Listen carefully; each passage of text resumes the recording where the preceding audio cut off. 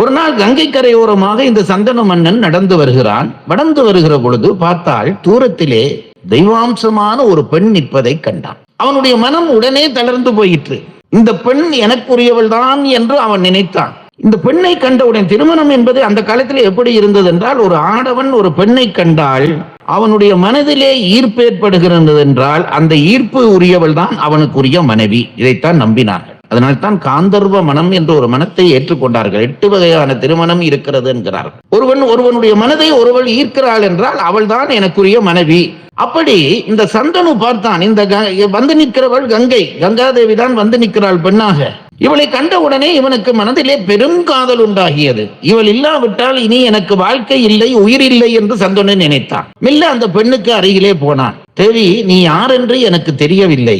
ஆனால் உன்னுடைய அழகு, உன்னுடைய தோற்றம் என்னை ரொம்ப ஈர்த்து விட்டது.